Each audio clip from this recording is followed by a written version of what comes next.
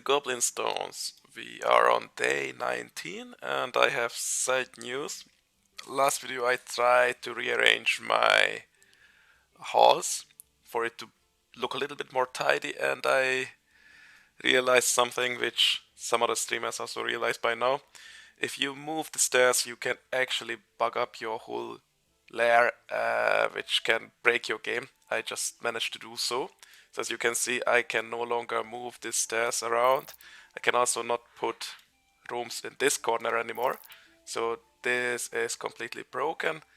And same goes for here. Actually, I can move this, but I cannot put rooms anyhow, or here anywhere. And while I have a larder, I have not enough resources actually to build a second one. So that's a pity. I also, let's see, lost some rooms by doing so.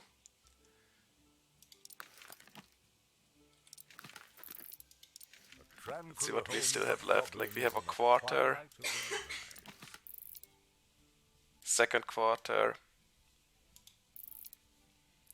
Yeah, sadly we also lost a warrior guild, so I have decided to restart the game. It's a pity, but I guess it is what it is for now. So that's that for this round. Good news is we can get a new round together, because I would really not like to play the game like this. It's just too janked up, and I lost too many buildings which are rather important for the run. So we go back and we try a new run.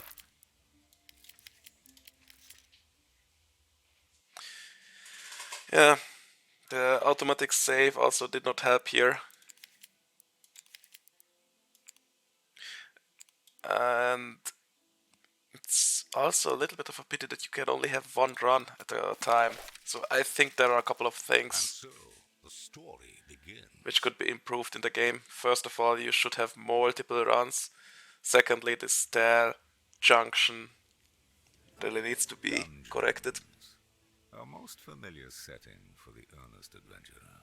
Dark and musty halls, teeming with foul creatures, forgotten treasures, and copious amounts of experience points. Entombed in this particular cavernous hallway is an artifact of profound significance. A gemstone like no other. In pursuit of this artifact, 3 stoic adventurers delve into the darkness, eager to plumb its depths, unwitting to what lies in wait. And the third thing I would really like to improve on the game is adding an auto sword. I think other than that, it really is a good game, so I will just try a second round.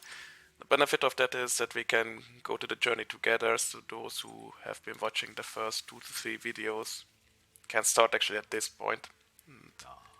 The common goblin, widely regarded as a hideous and feeble minion. We will just build up everything together again. Eager to avouch the future of its experience points, they assault it.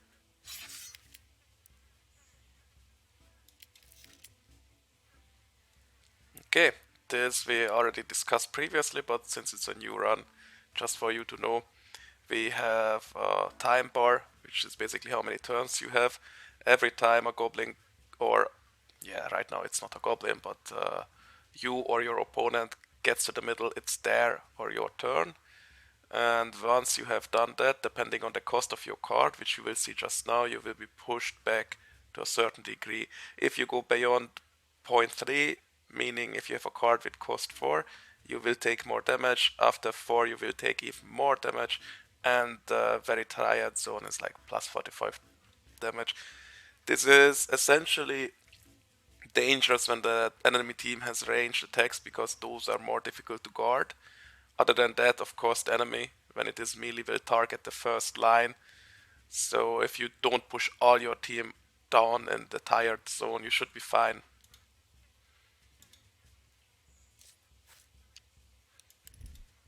Here you see the cost of the card and the attack of the card. What is not indicated though is what you could attack with the card, so the range basically. I, for example, would not know if this card is only melee, attacking the first row, the second, the third, the fourth, whatever. Now you see how we moved back. And here we have two options again. You could go for the attack for cost 2, or you do a roar which knocks back all enemies 1 point if it succeeds. So you see the knockback is a blue arrow. The goblin has a 20% knockback resistance, meaning you have an 80% chance to knock it back 1 turn.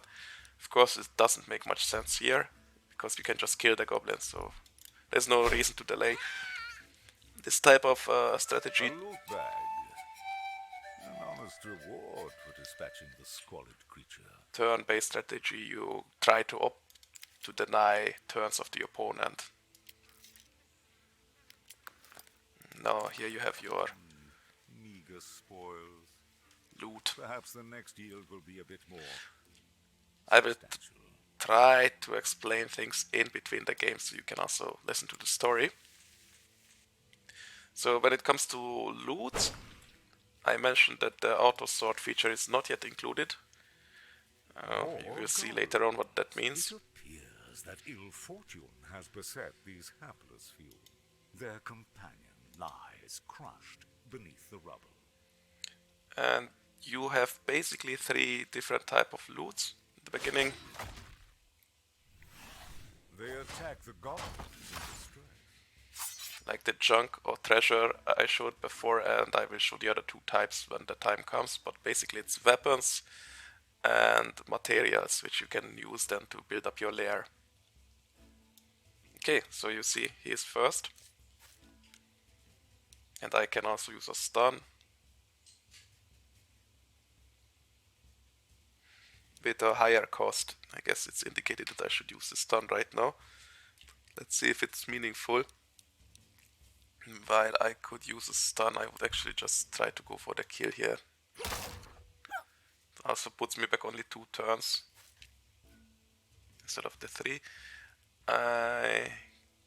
This would give me 3 turns of the goblins, because each of them is knocked back by 1. 2, 3 turns for my warrior. Not sure if that's a good trade. I will just go for the denial.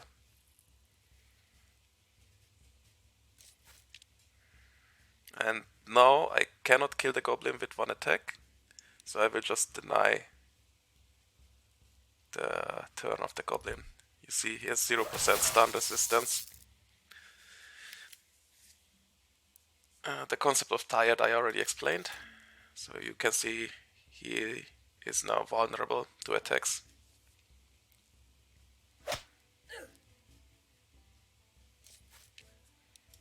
Alright. Next one here, third.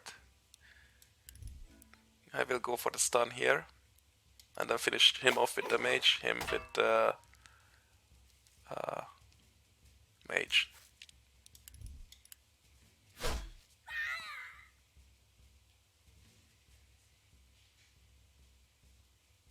This way the mage can attack before the goblin can attack.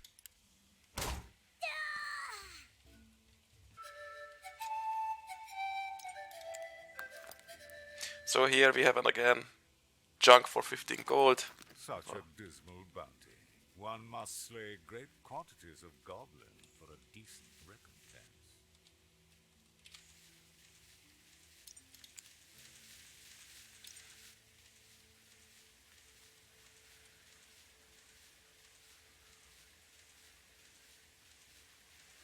They chance upon greedy little burglars. Treasure rightfully theirs, being plundered in front of their very eyes. It sounds like the audio of the game is a little bit hung up. I will restart it after the round. Quickly, they interrupt and lay claim to the treasure. Okay, now he is second, going for him. I recall correctly, the attack of this one is 8, so he could actually kill this one. Okay, this attack only goes for the second and third row. Now if I attack him with the Plunky Strike, what would happen is he attacks next the dwarf and then would go to the back line, and I suppose the dwarf has a melee attack, so I could not finish him off. Hence I will just go for the stun on the second goblin.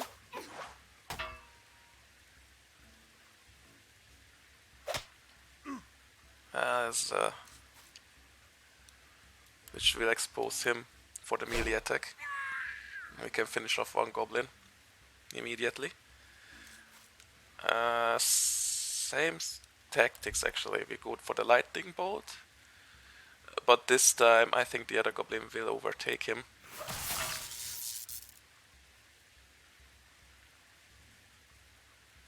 Nope. But the order is really good, so we have the armored unit in the beginning. So we just go for the finish.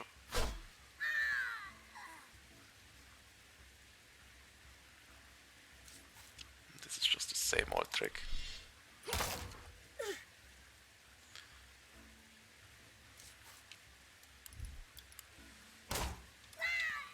Okay. The goblins soon realize they have no chance at survival. In desperation, they hurl their loot at the assailants.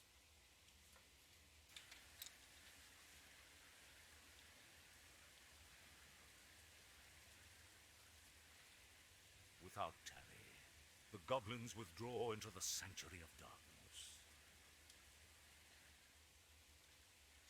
How strange. These creatures were fully expected to die. Perhaps their journey will be worth following.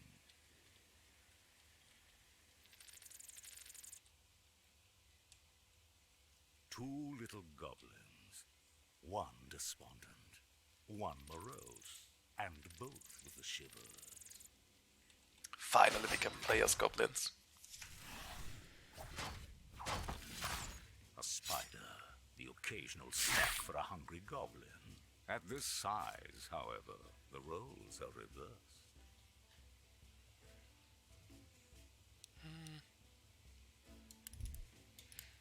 One stun and two attacks should finish off the spider. Smack.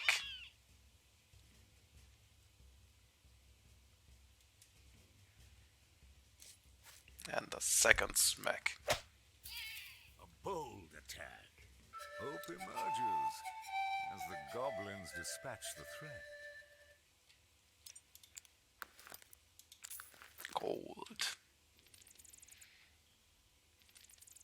I mentioned in the previous run, but I suppose not everybody will watch that, because I started in the middle. Gold in the beginning, I think, is not the limiting resource. A light, finally. A path out of this abyss. Of course, it's very important, but if you want to build up some strong goblins, you will have to improve on the guilds, which costs lumber and fiber. So those are the two resources I am aiming to find in the beginning of the game. A familiar feeling beckons to them. Oh no.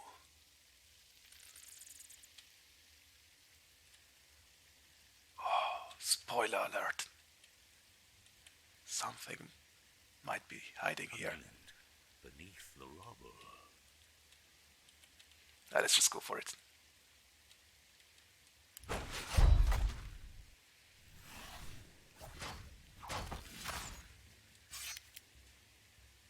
Surprised. When characters are surprised in battle, they start further back to their time bar. This allows their foes an advantage. Yeah, so as you can see, I am further down in the timeline. I think it's usually 1 point which I'm losing, which of course in the beginning is essential, because if I start early, the tactic is usually to dish out some CC or kill an opponent before they even get to attack me. As you see right now, poor Mark Tasser is already losing half of his life, or lost it actually. Oh, I should have looked up the resistance. I assumed it is 10%-ish. Let me check actually. Yeah, it is 10%, so This was not as lucky as I hoped. They are all focusing him, and he is quite tired.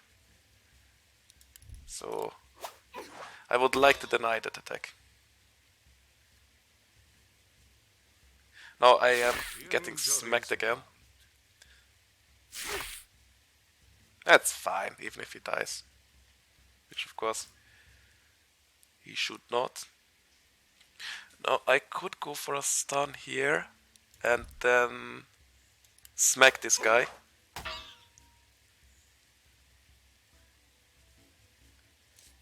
But it won't kill him yet, which is a pity. In this case I will actually go for a second stun because I only have 2 damaging cards right now. And I will need 2 attacks anyhow. So even if it costs 1 more, if I can deny 2 turns for him, it's worth it.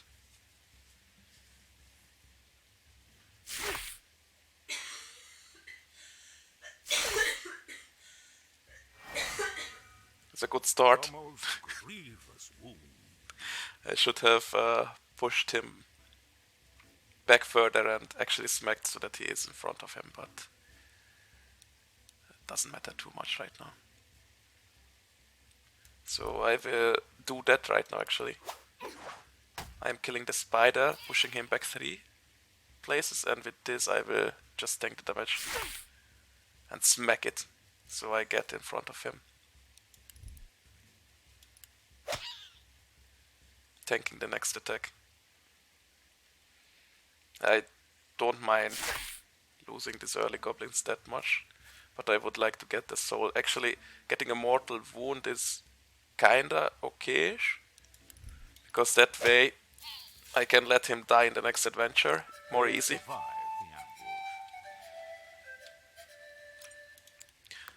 Why that is a good thing I will explain again. It has basically to do with soul management in the game. So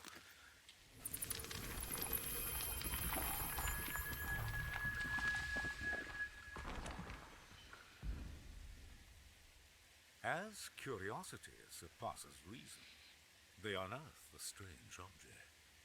It indeed appears to be the artifact the adventurers so fervently coveted. As the stone awakens from its slumber, it radiates a light both beautiful and blinding. Strange spirits emanate from the stone. They swirl and undulate in jubilation. As the awe-struck goblins peer into the brightness, the spirits speak out. They bid the goblins to seek a sacred place deep within the woods, and there rest the stone. Faced with such a spectacle, the goblins muster what they can to break their stupor. They pocket the stone and head for the surface.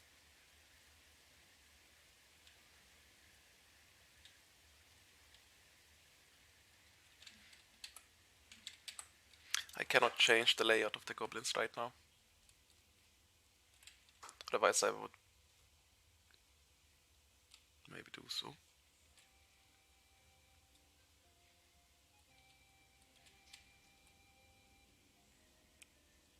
So we arrived at a beautiful forest. I really like the art style of this game. Coming into the light, they are greeted by spring winds and the echo of new leaves stirring in the breeze. So we found the mysterious stone, now we have to bring him home. Or it. Okay, maybe I can rearrange them now. Okay, so here you see, we have body, mind and spirit on each goblin. These attributes give different benefits. Drawbacks, we have life pool, this is now 50% because of the mortal wound. Crit chance, power, etc. I will go into more detail on this, but in the beginning, body is basically how much life you have. So you see every 5 points of body is 4 max life. And mind is a crit chance on the peon. Peon is the basic class which you can then use to develop him into different classes. And spirit is armor, or magic power, or healing. We have no weapons yet. and we have some loot here. So I have him in the beginning with 1 life now, meaning if there is a fast opponent, this could die. So I could put him into the 2nd place, but then if the opponent is in between him and this place, he would die anyway. So I think it's easier, but the chance is higher for him to survive if I have him in the beginning. If we are not surprised, which should not happen again. Here we go for the healing, of course. Rest and reflect upon the day's events. Now, as you saw, most of the healing in the game is percentage based, so mortal wound is not only reducing your max life, but of course also the healing you can receive. Not ideal.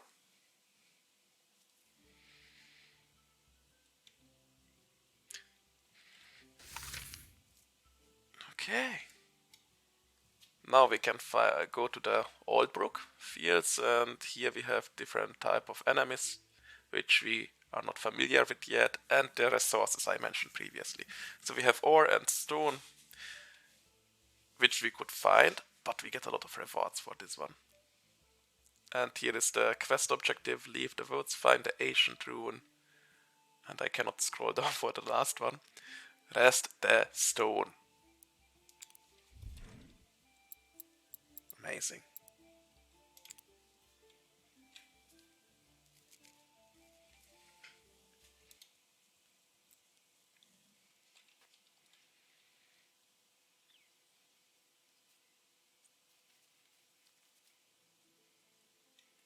I mentioned previously I really love the art style. It's so much more peaceful than, for example, Darkest Dungeon. A bittersweet reunion, as they discover their camp had been further ravaged by adventurers. Goblin lies barely breathing. Their dungeon loot was never treasure, but medicines direly needed for their wounded. With their loot now lost, they wallow in despair. A queer sensation interrupts the morose scene, as the stone artifact acts on its own accord. The group beholds the spectacle, agape with wonder. The languishing goblin is bathed in a warm glow. Its wounds slowly mend as it returns to health. As the light subsides, bewilderment gradually gives way to joy.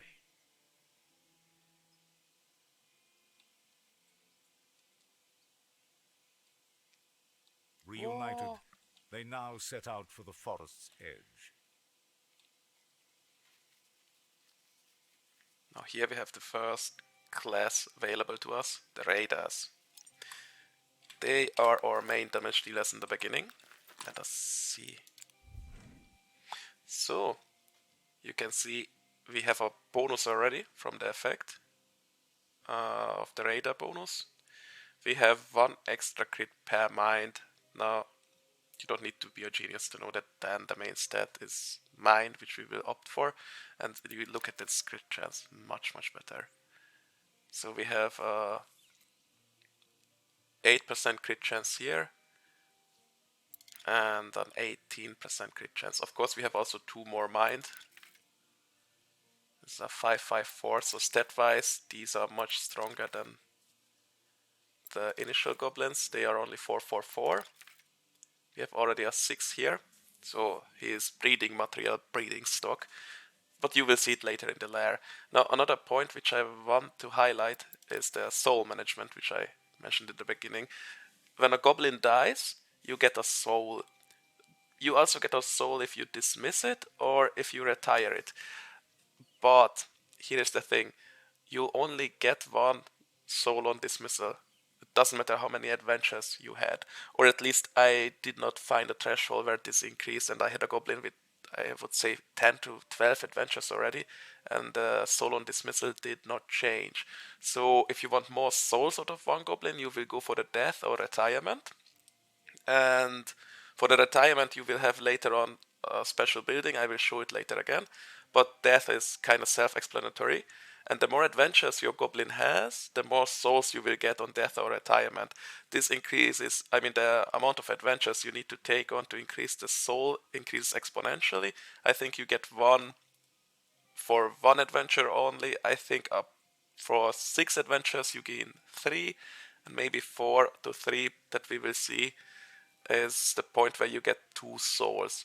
So ideally, once your goblin reaches 3 souls, you want to retire it if the goblin has a good genetic stock, meaning he has good attributes or good genetic traits, which we will also obtain later.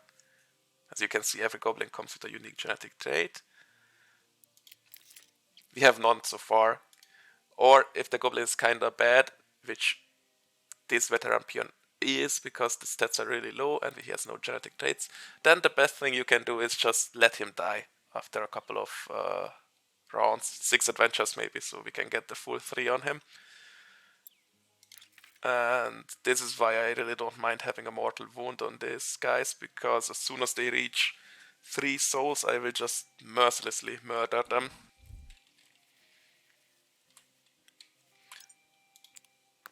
I'm sorry for those guys who get attached to my goblins. Now these are weapons. This is the second type of loot I mentioned previously. And weapons are also kind of self-explanatory. You can equip them to certain classes. You see this one is equipable by Raider or Hunter. And it increases of course the attack power, so it has 9 power. If we equip it, the attack power goes up to 9, contrary to 5. So you can see it has 9 attack power, but it increases the attack by 4. The mana cost of the basic ability is 3, so you have a basic ability with every weapon, and it deals a given damage. This is 100 to 125% of your attack damage, so 100 to 125% of 9, and you have a 50% to thunder, which destroys the enemy armor for a round. This weapon is the same from the basic stats, but instead of thunder you have a 20% chance to cause bleed, and that is already an indicator that we have different abilities on raiders. So for my experience, you can build raider to do a lot of bleeding damage, or you can opt for more instant melee type of damage. Upon a carcass, concealed by the stench, a small trove of unclaimed meat and giblets. This just looks like my breakfast in my student years. Oh, how happy I was when I found a carcass on the way to the university. Scavenged to the bone, leaving nothing to waste. And this is basically why we play the game. Big, fat treasure chests. Having a key and gold. Among the treasure, a lone iron key. What might it unlock? Okay, now before we get into a battle, we will rearrange the goblins a little bit. The reason why I did that I will explain later, so we will see when we start the first battle. But it has to do something with the crowd control. The raiders have no crowd control, the peons have crowd control, and the raiders have certain abilities which unlocks the gateway. Are enabled by crowd controlled enemies. So we do more damage to crowd controlled enemies, which is why I like to have in the beginning a peon in front of a raider, so the peon CCs with, for example, the stone, or not for example, that's the only CC the peon has, and then we can follow up by a certain attack called Wakey Wakey. Let us highlight how this works. Wolves, such dreadful okay, so you see, filthy maws salivate for goblin flesh.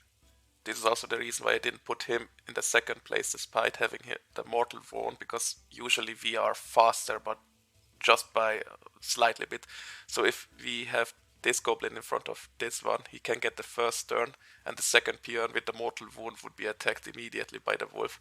Not ideal. As you can see, they have 0% stun resistance. We can go for the Wakey Wakey now. Perfect. You have 4 abilities and the basic ability, and you get 2 cards of the 4 abilities available to you. You can redraw once per battle if you have more than 5 mind. And the Wakey Wakey does twice 70 or 65% and once 70% if your opponent is stunned. Exceptional skill. Do we get a second Wakey Wakey? Yes. So I could Wakey Wakey him, but I want to get rid of one wolf. A shattering blow. And now we have the mortal wounded one in front.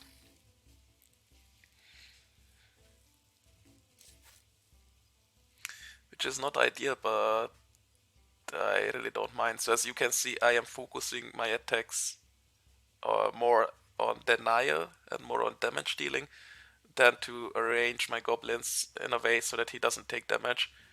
Because honestly, I really just don't care about him right now. I should a little bit, but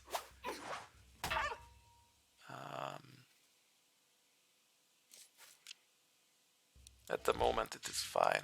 So we have Exterminate. This costs 1 instead of 5 if the opponent would die to this attack. So it is really good to finish off a lot of small enemies. You cannot use it in the first turn, but we are really just looking for Wakey Wakey here.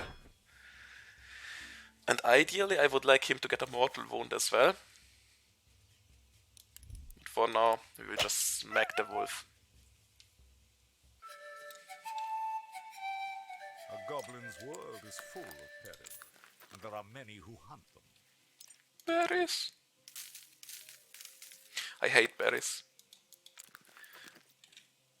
Berries heal you for a little bit, but I mentioned previously in the beginning you want to harvest stuff, especially fiber, which means if you look at your map, you can open it with the button M, you see this harvest icon. I always go for the harvest icon to build up my rooms as fast as possible. But if you find berries, they are kinda useless. I mean, you can of course heal your goblins, but usually you have enough stuff to do that anyway. They breach through to the edge of the woods. You just kill enemies and eat their meat. That is healing you too. At last they find a pathway out and venture into the open world. This looks really nice. Reminds me of Hearthstone. Still, I mentioned that previously, but now we have stones as well.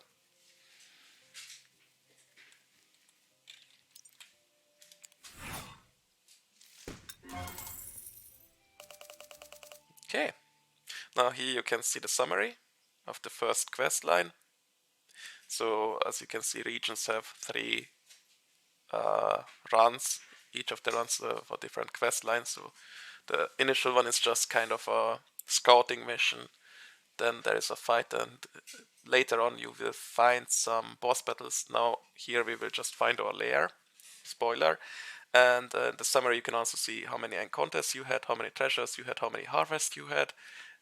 Of course, initially you would like to have them all, but later you will have to choose pathing, so you will not always get everything.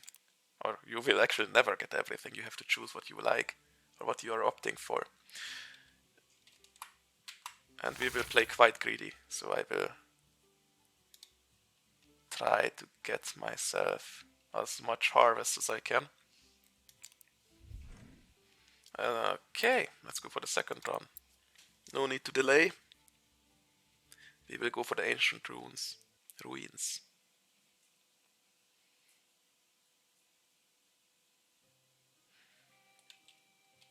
They enter a deeper part of the woods. The scent of danger lingers heavy. Ahead, an adventurer rests. Quietly they sneak.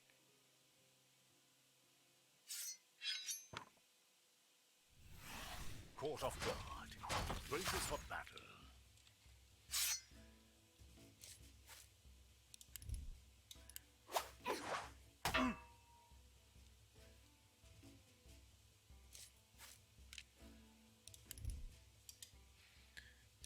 flaky. Now, one could argue about bleeding here, but I would say that this one is better. So we have 2 turns right now, and I would deal 100%, 80 to 100%, so 6 to 8 damage.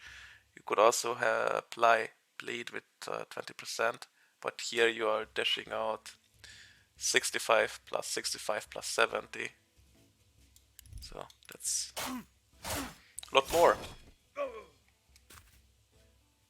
To be felled by the goblins he hunts. 200% damage to be precise. How shameful. His quarry watches you from behind iron bars. Okay, now we can select a new goblin here. Later on in the game you will have always 2 goblins to choose from. I will put the guard in the end. Might look weird, but what I'm planning to do is basically attack with all of these guys. They are shifted back a lot, and then with the guard I will stand in front of them, so the enemy might attack him.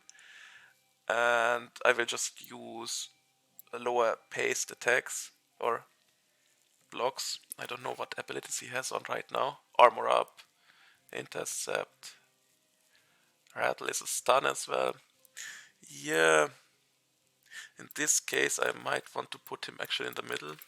We will see how this works out. It depends also on the speed of your opponent where you want to place the guard.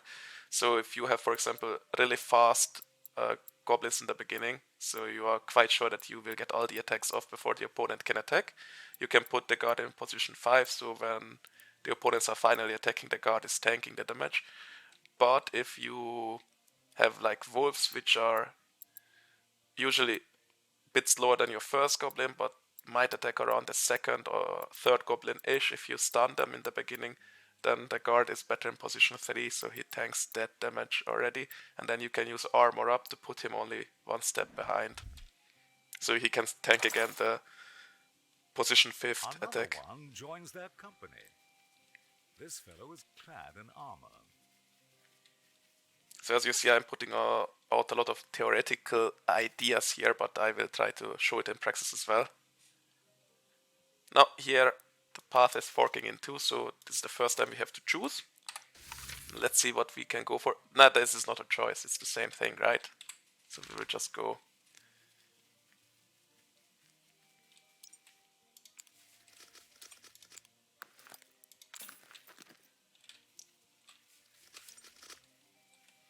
This way, and we hope that we will find something else as berries, but I suppose in the beginning you will find more berries than anything else. Now, this is a warning again, you can no longer return if you have chosen a path. Berries, 18 berries.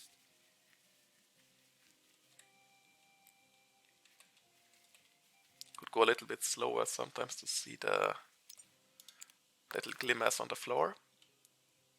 Okay, we have good loot here, so money, meat is 20% heal contrary to the 10% of the berry. They are a bit better from healing here. And gem, which is tradable, just the same as junk actually. Initially I thought that you could maybe slot these into weapons with slots, but that does not work. Ah, here you see the little glittering, which indicates a damageable position, giving me even more treasure. There was once a time when goblins were plentiful in these woods. These few, the last of the green goblins, are all that remain. Good harvest. Nature's bounty, picked clean.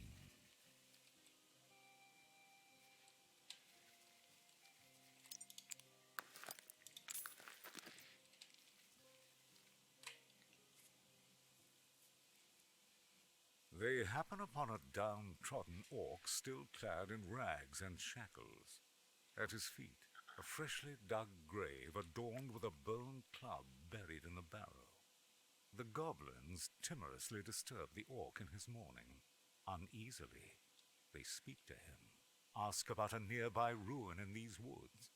Barely noticing their presence, the orc wipes away a tear with one hand as he raises the other to give direction. Politely thanking the grieving orc, the goblins discreetly withdraw and leave him to his sorrow. Oh.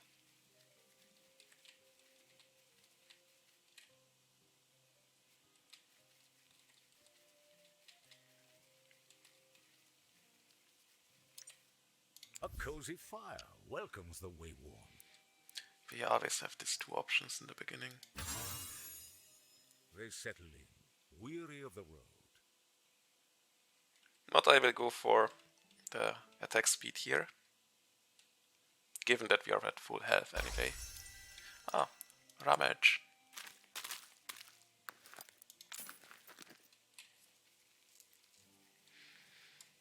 Now we can again choose, and it's basically treasure against harvest. In this case, I will go for the harvest, because again we have enough gold in the beginning.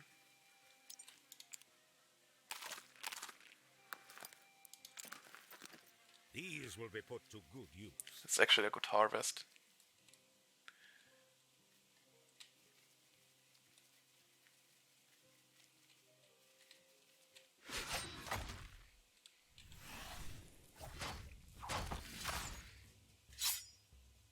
You see, these are really fast.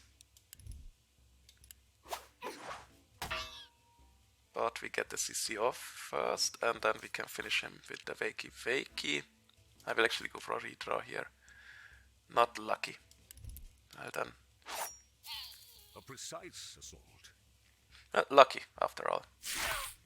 And this is just how I explained it at the beginning. So the spiders are slower than your initial two goblins with the stun, but they are still faster than the third goblin, meaning if you put the guard in the third position, he will just tank the damage. Now I have two options here. I can go for the rattle, which is a guaranteed stun, but that would put my guard back to position 3, and then this two goblin will get unguarded, so they will have to tank the damage of the sixth spider, which will come up at the same time. So I can use just armor up here, putting him into position 1 in between my goblins, and use the peon for the stun, and finish the spider actually with Raider. Wakey Wakey.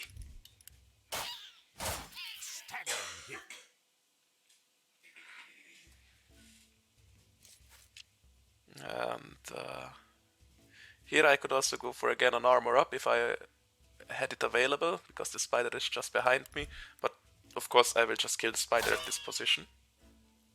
So we also have a stun on the guard, meaning he will later on take the role of the peon, or the position of the peon, much better than the peon of course when it comes to this type of guarding. And there is also linear correlation between the damage the guard does and the armor he has. So if you have 10 armor, you will get 10 more damage done. Meaning armoring up is not just for your own damage reduction, but also your damage output as a guard. Just beyond an old, forgotten watchtower, held fast by a great forest tree. Beautiful.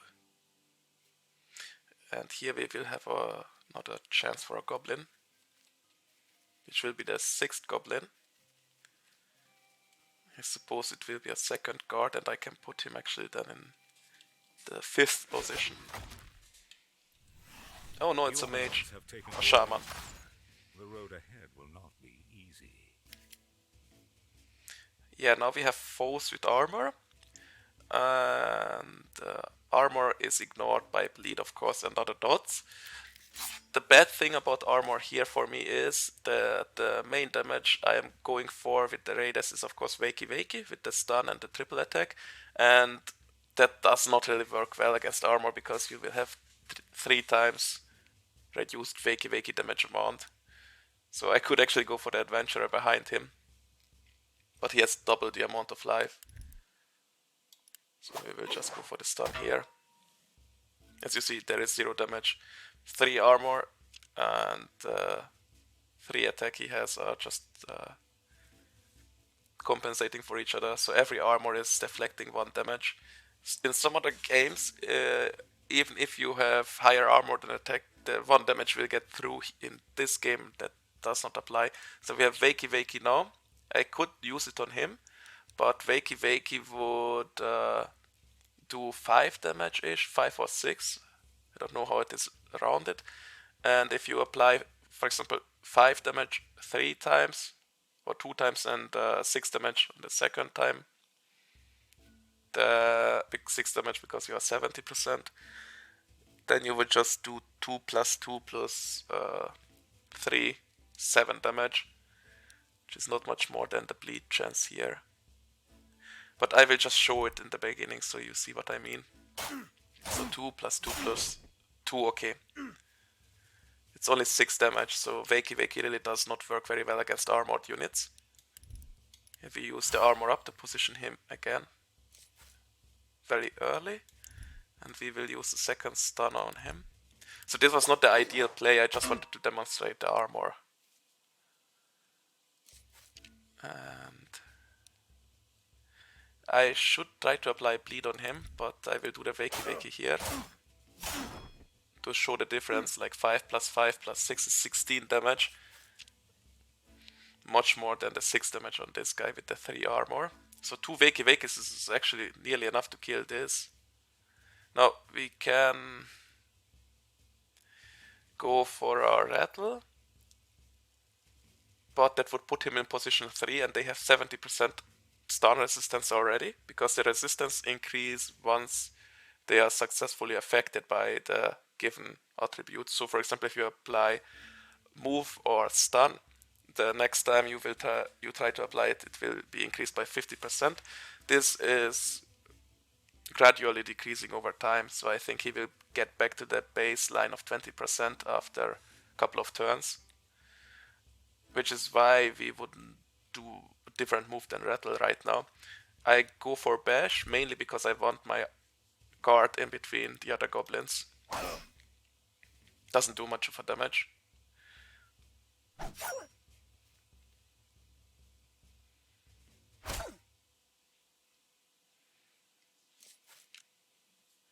Okay, now we have again Wakey Wakey, but he is not stunned, so we will try to focus this guy down now. I was hoping for the bleed chance. Bash or intercept. I don't know. Do we have enough damage to finish him off? Yeah, we should have enough damage. So I will just go for the intercept on the hardy adventurer. You see it's already 50, the stun resistance. But if we attack for 5 now, he will get 2 damage, then the raider should have enough to finish him off. The 7. If we go for 9, with 9 damage and 3 armor, he would not die, but if we roll 10, then it should be enough. 6. So 9, of course this was not ideal, but we can still kill him. And you see the Sunder right now, so the Sunder removed the armor. This doesn't work with the sword, because the sword has the 20% bleed chance instead of the Sunder, the 50% Sunder. So against armored enemies you like the hammer. Okay. Now I could put on the bleed. This does 130% damage over 2 rounds. Just so you see how it works actually.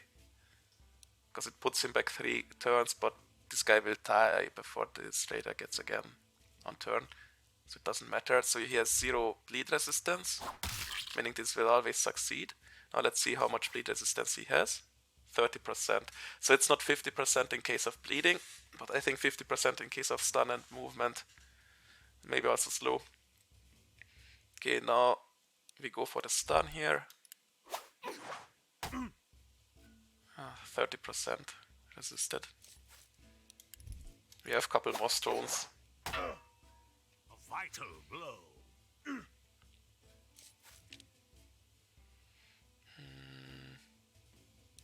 Yeah, we just go for the damage to finish him.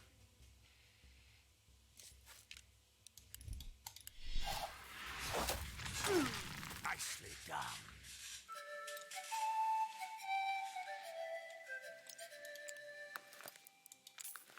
Of course, the another issue with damage over time is that it is damage over time instead of damage right now, which can kill the opponent right now instead of after 5 turns. Okay, I will put my shaman in first position now. I think I put the mortally wounded one in this position right after the tank because I would like to kill him off a little bit later. If I can get a mortal wound on the second peon, that would be ideal. So I put him in the little bit more dangerous position. This captive is garbed in peculiar vestments. It appears quite grateful and joins the group. The shaman has a couple of crowd control abilities as well, such as slow.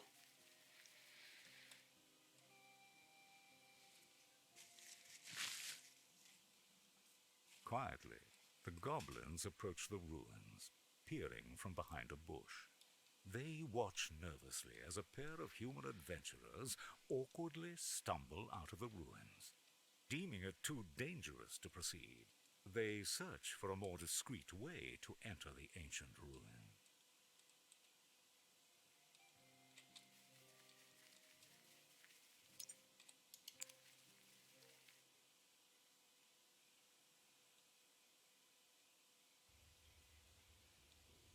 The goblins make their way under the tree through a dark and uncomfortably narrow tunnel. They miserably crawl through the crannies until they reach the tunnel's end. Unbeknownst to the goblins, they find themselves intruding into a human-infested establishment hidden beneath the tree. The crowd scatters in a frenzy at the sight of the unexpected trespassers. As the chaos ebbs, a surly innkeeper and his flunkies are all that remain. I like He this turns one. to the goblins with a baleful glare, intent on exacting retribution. Good. Bring it.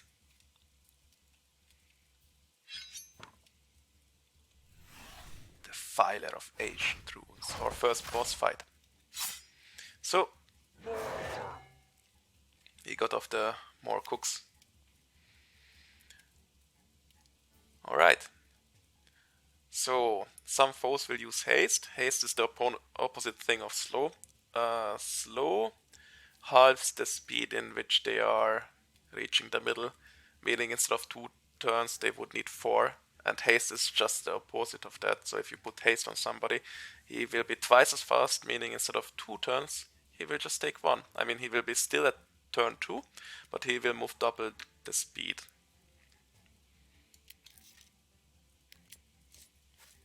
Of course, there's also a resistance to that. As you can see, this guy is basically immune to knockbacks. Not so much for stuns, like all of these guys are really stunnable. But movement impairment is not really the thing they are resistance against. So I would have loved actually to get the hex off in the beginning on the chef to give him the movement impairment. Did not work. Now, this is very greedy.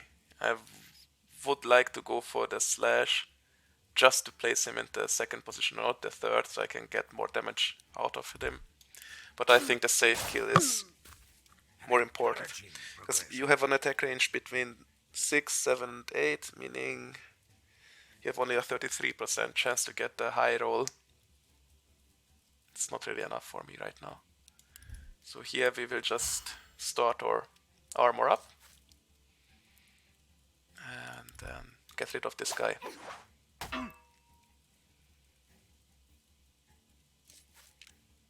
The Wakey. Crippling strike. Now finally we can do the stun on the Innkeeper. Value. As you see here, so again 3 armor. So ideally I want the second raider to sunder his armor. Stun is right now not really useful. this is really bad at the moment, so you can destroy the armor, which you gained extra, so not your initial armor, just the extra armor, and heal yourself for the amount. But you usually do not want to remove the armor in the beginning of a battle. So finally we can try the hex. Okay, you might wonder why he's not slowed, because he has no slow resistance, but if you look at the hex with the magic stones, so this is the weapon ability, not the class ability. Okay, you have to be a shaman or warlock to equip it, but the slow is only with a 50% chance. So I did not roll my slow here. Okay, at this point I explained why I wouldn't use the Wakey Wakey, you get no damage out of it. And we will have enough turns for the bleed to be valuable. So you see we are doing 10 damage over 5 turns. And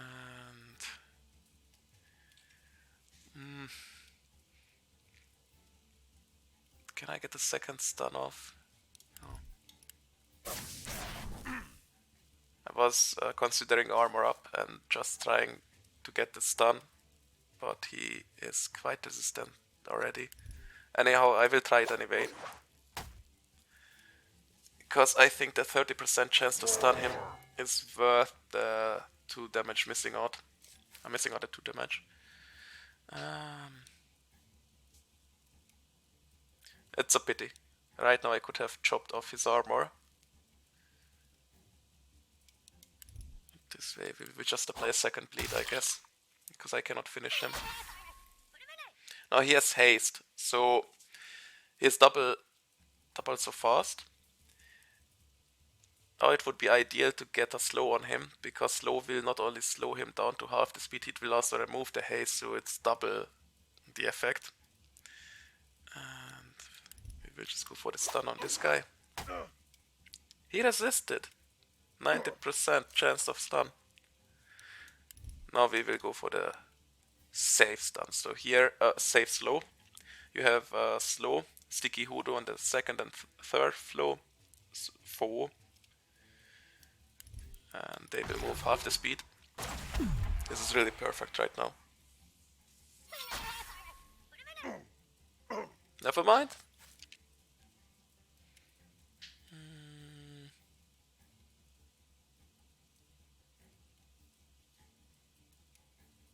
The intercept is still going on, so I will just armor up.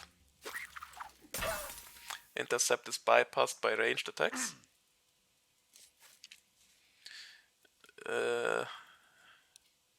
Now we will just go for the bleed. So we have big wounds. This does not deal much damage, but it will apply another bleed and it will refresh the already applied bleeds. So this is the max amount of bleed we can get on him. Kind of worth it. And this is again the same logic.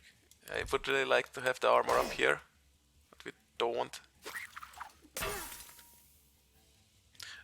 By the way, the stun resistance also works on my goblins. So you see the next time he will try a stun on him, it's already 50% resistance. And you see we already have 2 souls on death or dismissal of the 3 adventures already. So guess that's the sweet spot. Now we will try the stun. The bad part about the stun here is that the other cooks will overtake him, meaning I will not be able to do a Wakey Wakey or anything alike. But the more I get stuns on him, the better. Now I cannot... I could do another pick wounds, but I think 3 bleed is the maximum I can get. I haven't played with bleed so many times. And I would really like to sunder the armor. So you see we have a sunder. It's only 50%, but we will go for it. A precise assault. Perfect. And now he is still in haste. We will... Spirit Rush. Yeah, this is for my own cooks. Healing right now is not really the best call, I would say. Could put heal on this guy, but do this again. Yeah, that would work, but I don't care that much. I try rather to prevent the enemy from attacking me. And that includes applying CCs. Gambling on the 50%.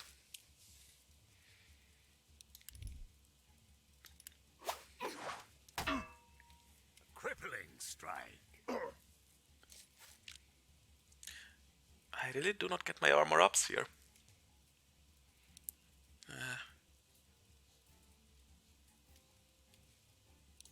This is also not ideal because Rattle does only focus the first and second foe.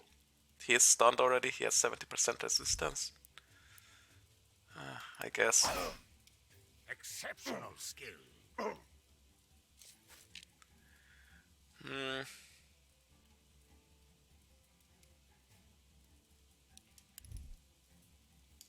Maybe we can try to kill him faster. I would use a peon to finish off this guy. So I don't want to waste the slicing dagger on him because I have him. No, I should name them. The Mark Tusser is before the second cook. So I would like to have him go for him.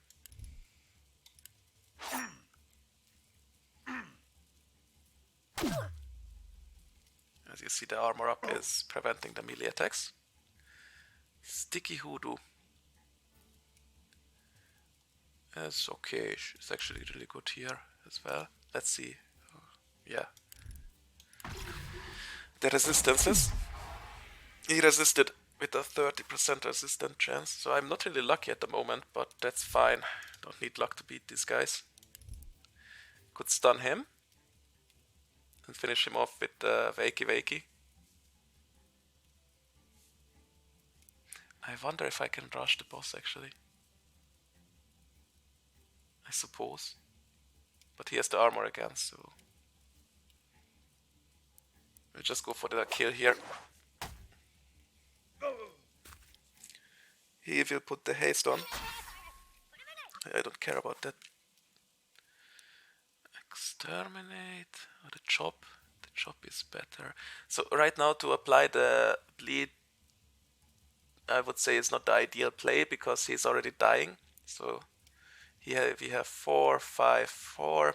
That is already a lot of damage. So one more attack and he is dying to the bleed anyhow. I would say chop is the ideal one, ideal damage, because you will deal more damage with the chop than with the exterminate. I mean, not really, but you have 2 turns less, and you have a 50% chance to remove the armor. But I will go for the pig wounds, because I want to see if I can get a 4th bleed on. So this is for science. Nope. So 3 is the max, now we know. This was not the ideal play, I just did it for the science again.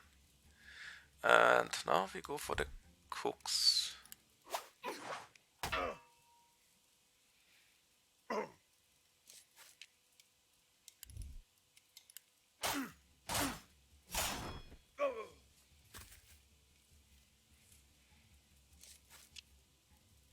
Now we have the armor up. I mean, can we kill him? I don't think so. Could go for the 4 to 6 damage, but it is essentially 1 damage to 3 damage. And I think the cook will still attack, so we will just go for the armor up.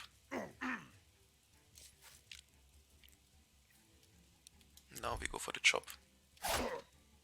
And the bleed should finish the work. We will just have to deal with the cooks here.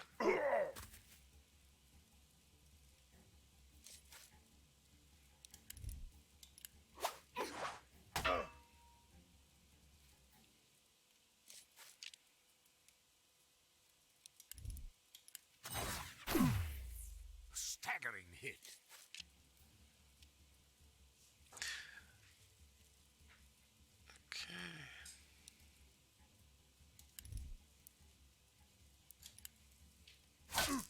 I did this mainly for the damage.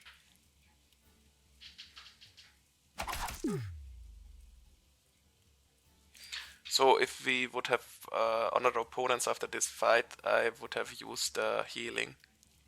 But this is the last fight here, so we can just safely go for the kills.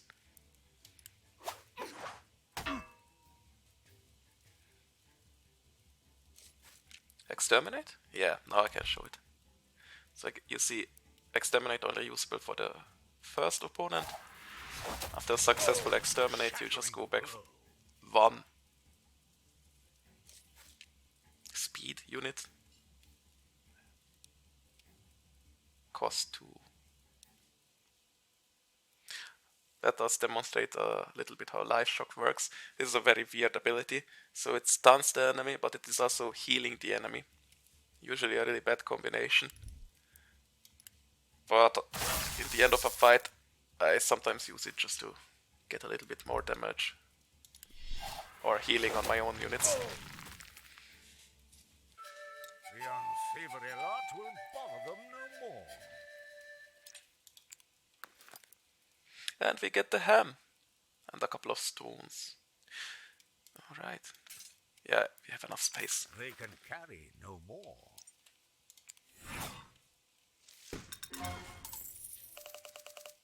And you see, we have more harvest and treasure. Oh!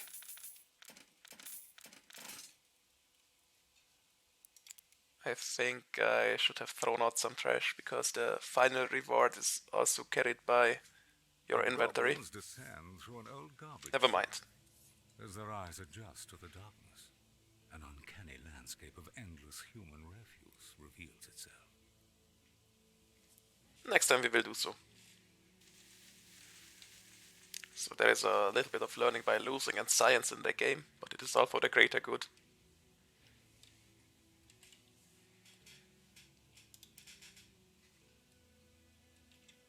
Recalling what the stone has told them, they come to the realization that beneath all the filth lies what they seek. Stone in hand, they gingerly place it atop the edifice. Suddenly, as if disturbed from a great slumber, violent waves erupt, filling the cavern with relentless energy. Mounds of human waste are swept aside by the vindictive force, revealing the great Goblin lair, previously thought to have been lost to antiquity.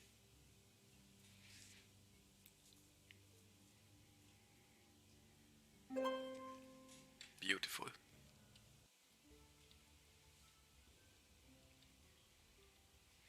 And now we arrive at the second stage of the game. The building part and the preparation for the next battle. The Goblin lair.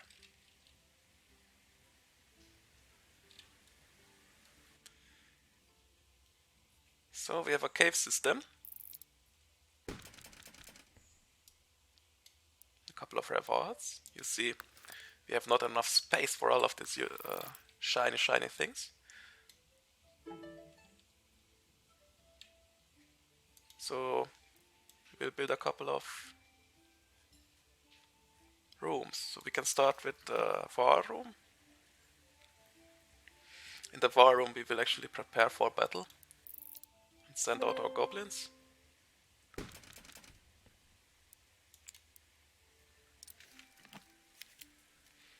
So this is where the adventuring party gathers. When we are finished, many expeditions await them.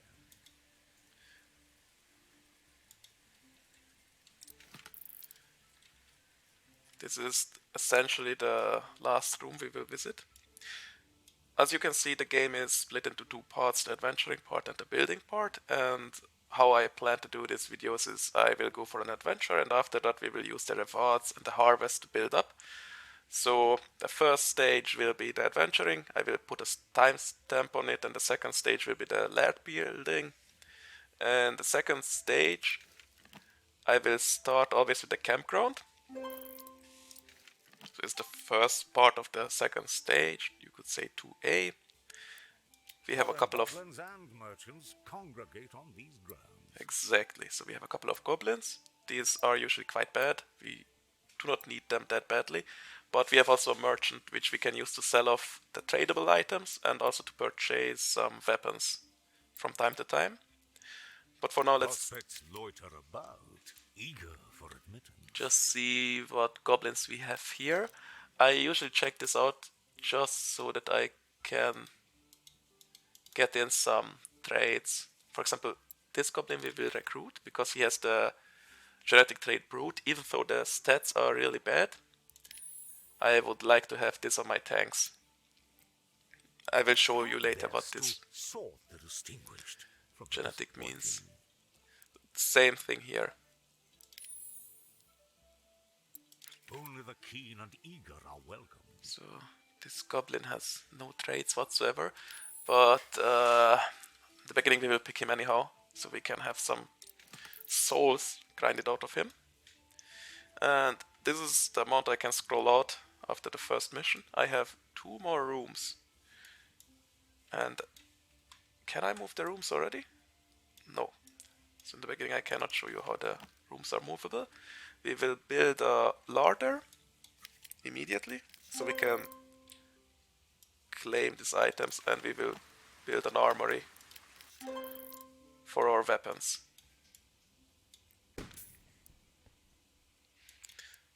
So armory basically is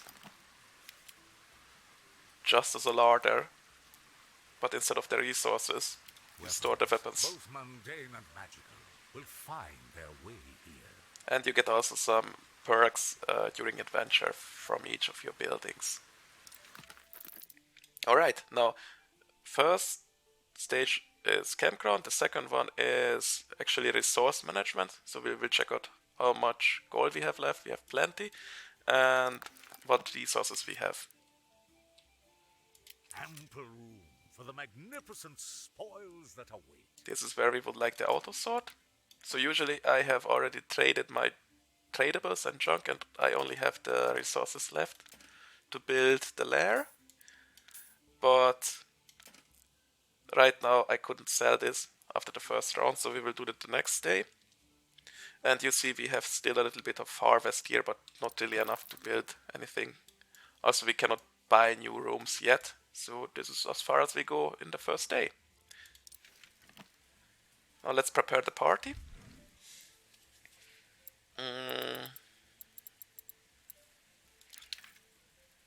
So, since they are already gathering up adventures, I will bring my peons so that I can get them on level 3 soul and then sacrifice them for the greater good. Then we need a little bit of damage here. Now let's just shift this all 1 so that we can get the shaman in the beginning, so he can play his sticky voodoo, slowing in our enemies. And the raider in position 3, the tank in position 5. Meaning if the opponent is attacking, it will be on these 2, ideally on the tank. Depending on the opponent, I will change this position. But if I have a slow and a stand in the beginning, it is usually enough of a delay that the Glowbugger or our raider can dish out his damage, go to the back line, and then he will just tank the damage after passing it through. And we will go with the second raider.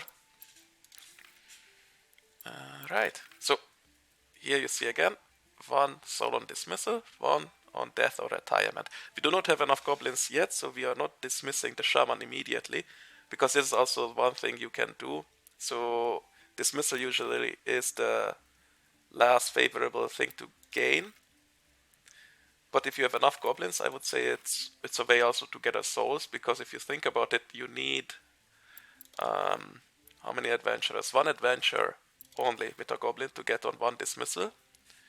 It's already on 2 adventures, and you need 3 adventures, I suppose. Let's see how much he has. 2 adventures. 3 adventures, yes, to get +2 on death or retirement, but the dismissal will not increase. And after 6 adventures, you have 5. You gain the 3 deaths or retirement soul. So after 6 adventures, you always want to change your goblin. After 1 adventure, you can dismiss them because the cost of dismissal is not increasing. And after 6 adventure, if they are trash goblins, you usually want to kill them off. So getting the mortal wounds already. What I will do right now, because we already have a couple of goblins here, and you can see we are at the limit of how many goblins we can have, I will bring new peons just to dismiss them after the first adventure. We don't need these. Wait, let me check actually. If we need him. Depend on... So he has no traits, yeah. We will dismiss this goblin immediately. You see the stats are really bad. We don't need this one. And do we have anything? The brute actually, sadly we do need the alert as well, so it's fine actually. We can try to get him on 3. Is this the one with the mortal wound? No. I would like to get rid of him as well. So 2 more adventures until we can let him die. Okay, so this was it for the first day. Thank you, and have a nice weekend, or a week, depending on where you are right now in the week. And next time we will go for new adventures and a new lair layout.